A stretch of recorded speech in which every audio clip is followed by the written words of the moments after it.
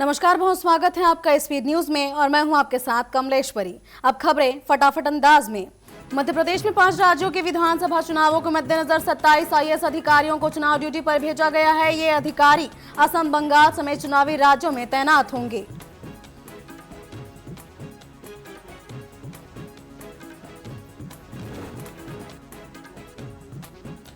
केरल विधानसभा चुनाव को लेकर मुख्यमंत्री विष्णुदेव साय ने बड़ा बयान दिया है। सीएम साय ने कहा कि इस बार केरल की जनता एलडीएफ और यूडीएफ को उन्हीं की भाषा में जवाब देने के मूड में है। उन्होंने भरोसा जताया कि एनडीए की इस चुनाव में उल्लेखनीय सफलता मिलेगी। मोस्ट वांटेड नक्सली कमांडर सुन्नम पापाराव आत्मसमर्पण की खबरों को लेकर सीएम साय का बड़ा बयान सामने आया है। सीएम साय ने कहा है कि केंद्रीय गृह मंत्री अमित शाह की डेडलाइन तक नक्सली नहीं बचेंगे। 31 मार्च तक उनका सफाया होगा।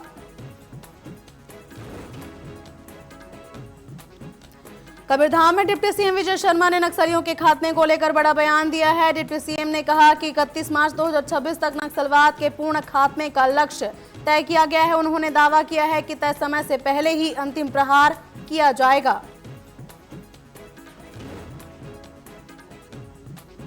उत्तराखंड में नए मंत्रिमंडल के विभागों के बंटवारे को लेकर कांग्रेस ने सरकार पर निशाना साधा है। कांग्रेस प्रवक्ता का आरोप है कि विभागों का वितरण योग्यता के आधार पर नहीं बल्कि राजनीतिक संतुलन साधने के लिए किया गया है। उनका कहना है कि ग्रामीण विधायक को शहरी विकास और मैदानी क्षेत्र के विधायक को पहाड़ी आपदाओं की जिम्मेदारी दी गई है, जो कि व्यवहारिक नहीं है। इसके साथ ही मुख्यमंत्री द्वारा अहम विभाग अपने पास रखने पर भी सवाल उठाए गए हैं।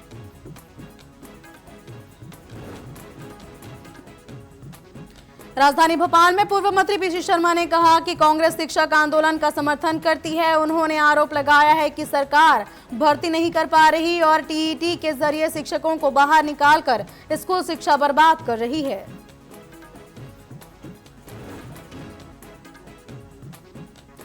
आगामी अप्रैल में प्रधानमंत्री नरेंद्र मोदी का उत्तराखंड दौरा प्रस्तावित है। चुनावी वर्ष के शुरुआत में ही यह दौरा भाजपा के लिए ऊर्जा का स्रोत साबित होगा। पार्टी प्रवक्ता भी मान रहे हैं कि मोदी के आने से कार्यकर्ताओं की प्रेरणा दोगुनी हो जाएगी।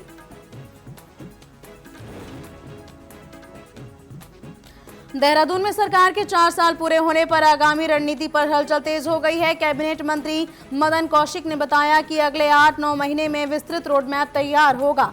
मंत्री ने कार्यक्रमों को जन समर्थन का संकेत बताया और मुख्यमंत्री धामी के नेतृत्व में पार्टी की मजबूती पर भरोसा जताया।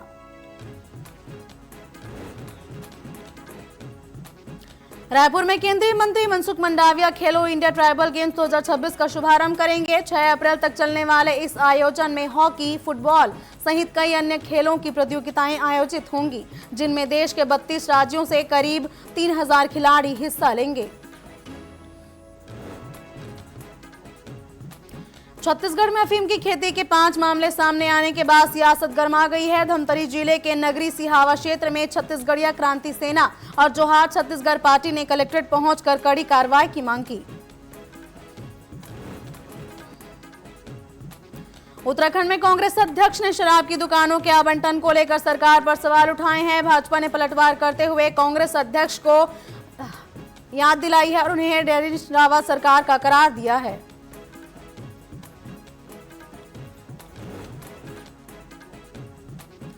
मध्य प्रदेश में शिक्षक भर्ती को लेकर अभ्यर्थियों का एक आक्रोश फिर से सामने आया है और आक्रोश के बाद सड़क पर नजर आए, जहां भोपाल के अंबेडकर पार्क में वर्ग 2 और वर्ग 3 भर्ती 2025 के अभ्यर्थी पदों की संख्या बढ़ाने की मांग को लेकर धरने पर बैठे। उनका कहना है कि घोषित पद बेहद कम है। राजनांदगांव के खखोली और राजीव नगर में पानी की कमी को लेकर जनता प्रदर्शन में उतरी। कांग्रेस नेता निखिल द्विवेदी ने आरोप लगाया है कि अमीरों के वार्ड में पानी अधिक मिलता है, जबकि गरीब कॉलोनियों में नहीं मिलता। बरघाट में जर्जर सड़कों के विरोध में बंद का व्यापक असर देखने को मिला। सिवनी बालाघाट मार्ग की बदहाल स्थिति को लेकर व्यापारियों और आम लोगों में भारी आक्रोश है। लगातार हो रहे हादसों से नाराज ग्रामीणों ने एकजुट होकर बंद का समर्थन किया।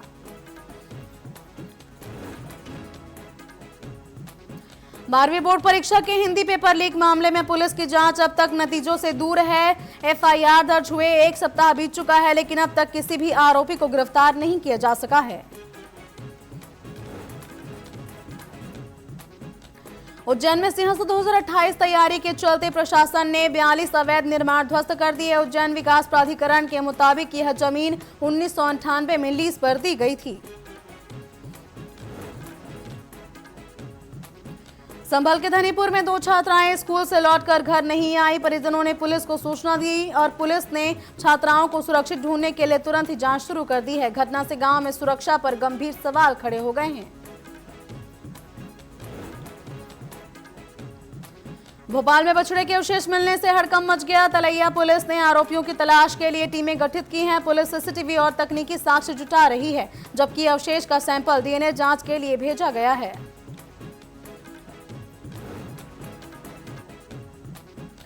हमीरपुर में गौवंश सड़क पर काफी देर तक तड़पता रहा। स्थानीय लोगों ने पशुपालन विभाग के डॉक्टर्स को सूचना दी, लेकिन सदर के पशु चिकित्सा अधिकारी और सीवीओ देरी से पहुंचे। डॉक्टरों के आने के पहले ही गौवंश ने दम तोड़ दिया। हिंदू संगठनों ने इसका विरोध जताया।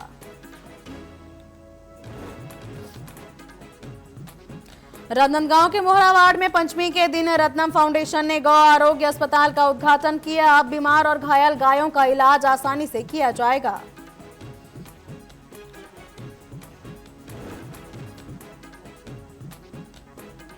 भोपाल के बीएमएचआरसी में दवाओं की कमी के मामले को लेकर गैस पीड़ित संगठनों ने निगरानी समिति को ईमेल किया है। रचना ढींगरा ने ईमेल से शिकायत कर मरीजों से बाहर दवा खरीदने को मजबूर करने का आरोप लगाया।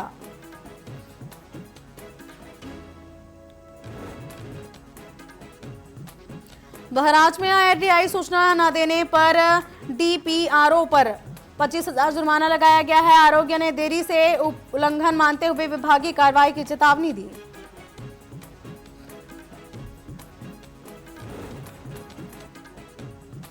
ग्वालियर के कंपू थाना में पुलिस ने पहली बार एफएल के क्वार्टर में जुआ पकड़ा, जहां पुलिस ने फोर्स के साथ छापामार कार्रवाई कर 2 आरक्षक सहित 10 जुआरियों को पकड़ा। पुलिस ने जुआरियों के कब्जे से 9 मोबाइल और 2.90 लाख रुपए बरामद किए।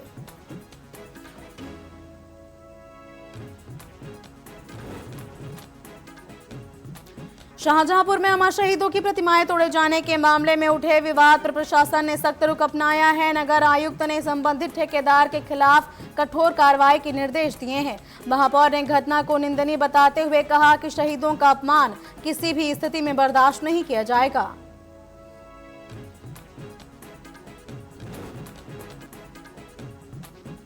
बस्ती के पुरानी बस्ती थाना क्षेत्र में मामूली विवाद के चलते एक दोस्त ने दूसरे दोस्त पर चाकू से हमला किया। घायल किशोर दुबे की गर्दन में चाकू लगने के बाद उसे इमरजेंसी में भर्ती कराया गया। परिजनों ने पुलिस को इसकी सूचना दी। अलीराजपुर में पेट्रोल डीजल की कमी को लेकर फैली अफवाहों ने हालात बिगाड़ दिए हैं। बीती रात से जिले के कई पेट्रोल पंपों पर लोगों की भारी भीड़ उमड़ पड़ी, जहां लंबी लंबी कतारें देखने को मिल रही हैं। हालांकि पेट्रोल पंप संचालकों और प्रशासन ने स्थिति को पूरी तरह से सामान्य बताया है।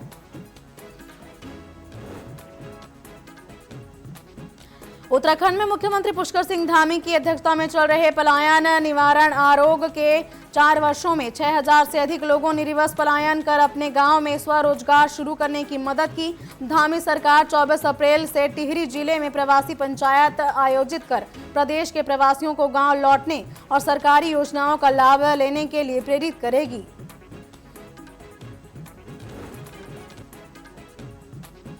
भोपाल में एलपीजी सिलेंडर जमाखोरी रोकने के लिए ऑनलाइन बुकिंग और सख्त निगरानी की जाएगी। कमर्शियल एलपीजी सिलेंडर अब 10% के आधार पर दिए जाएंगे। शिक्षा और चिकित्सा संस्थानों को ज्यादा प्राथमिकता दी जाएगी। होटल, रेस्टोरेंट और ढाबों के लिए सीमित प्रतिशत आवंटित होगा।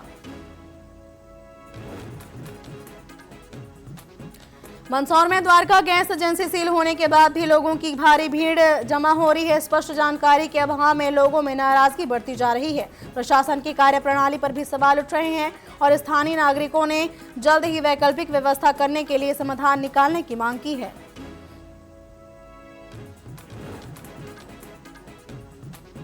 उत्तरकाशी के मोरी ब्लॉक में फिताड़ी गांव में सोमवार रात कई घरों में आग लग गई, जिससे मकान जलकर राख हो गए। फायर ब्रिगेड की टीम आग पर काबू पाने में लगातार प्रयत्नरत रही, जिसके बाद आग पर काबू पाया गया।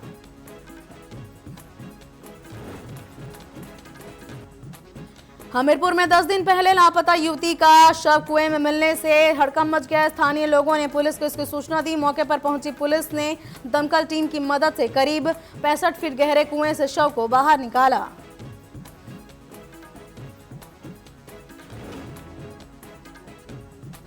उन्नाव के गंगा घाट कोतवाली के सहजनी चौराहे में नशे में धुत ट्रक ड्राइवर ने खड़ी कार को टक्कर मार दी। इस हादसे में कार सवार एक युवक की दर्दनाक मौत हो गई।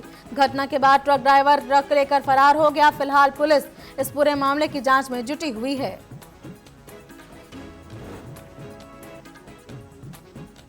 महेश्वर में नर्मदा नदी में स्नान करने के दौरान एक युवक की डूबने से मौत हो गई। सोमवार शाम 22 वर्षीय मोनू गहरे पानी में चला गया, जिसके बाद गोताखोरों ने उसे बाहर निकालकर अस्पताल पहुंचाया, जहां डॉक्टरों ने उसे मृत घोषित कर दिया।